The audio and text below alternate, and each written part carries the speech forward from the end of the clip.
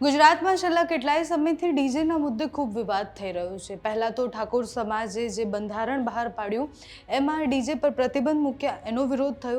એના પછી એક જગ્યાએથી એટલે પાટણથી સમાચાર આવ્યા કે એક વ્યક્તિ ડીજે બંધ કરાવવા જાય છે તો એને માર મારવામાં આવે છે। અમદાવાદમાં પણ કંઈક એવી જ ઘટના બની અને આજે આંબા ગામ બાયડની પાસે આવેલા આંબા ગામમાં પણ એવી જ ઘટના બની, જેમાં એક લગ્ન પ્રસંગ હોય છે અને લગ્ન પ્રસંગ દરમિયાન બીજા ગામમાંથી ડીજે કેમ મંગાવ્યું એ મુદ્દે જબરજસ્ત બબાલ થઈ। એ બબાલ એટલી ઉગ્ર બની ગઈ કે લગ્ન તો બાજુ પર મુકાયા પણ બબાલમાં 6 લોકો સામે ફરિયાદ નોંધવામાં આવી।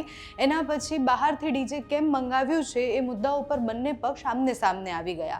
એટલે ગુજરાતમાં આ પ્રકારની લડાઈ એટલે લગ્નમાં થતી લડાઈ કે પછી ડીજેના મુદ્દે થતી લડાઈ એ ખૂબ સામાન્ય થઈ ગઈ છે। દર 2 દિવસે એવા સમાચાર સામે આવે છે કે ગુજરાતમાં ડીજેના મુદ્દે બબાલ થઈ। ડીજેના મુદ્દે બબાલની શરૂઆત એ ઠાકોર સમાજના બંધારણથી એટલે બંધારણમાં જ્યારે ડીજે ન વગાડવાની વાત કરવામાં આવી ત્યારે ડીજે વાળાએ વિરોધ કર્યો કે અમે તો બંધારણમાં ભલે લખ્યું અમે તો ડીજે વગાડીશું।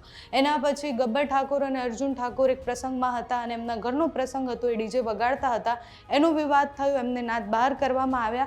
પછી ગેનીબેન ઠાકોર એક રિસેપ્શનમાં ગયા જ્યાં બંધારણ તૂટ્યું એની વાત થઈ અને આ બધી જ વાતો પછી લગ્ન પ્રસંગ અને ડીજેના વિવાદ ખૂબ વધી ગયા। પાટણથી થોડા દિવસ પહેલા જ એક ઘટના સામે આવી હતી જેમાં પાટણમાં એક સોસાયટીમાં ડીજે વાગતું હતું અને સ્વાભાવિક રીતના 12 વાગ્યા પછી એ ડીજે બંધ કરાવવા માટે ગયા તો એ વ્યક્તિ જે બંધ કરાવવા ગયા હતા એના ઉપર હુમલો કરવામાં આવ્યો।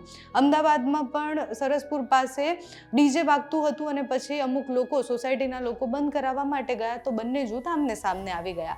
એટલે લગ્ન પ્રસંગમાં ડીજેનો વિવાદ હવે એટલો બધો વકરી ગયો છે કે ગુજરાતના અલગ અલગ વિસ્તારોમાંથી આ પ્રકારના સમાચાર સામે આવી રહ્યા છે। બાયડના આંબા ગામમાં શું થયું, જ્યારે લગ્ન પ્રસંગ હતો ત્યારે ડીજેનો વિવાદ શરૂ થયો, એના પછી શું થયું, પોલીસે 6 લોકો સામે ફરિયાદ કરી છે, આગળ કયા પ્રકારની કાર્યવાહી કરવાના છે તે જુઓ।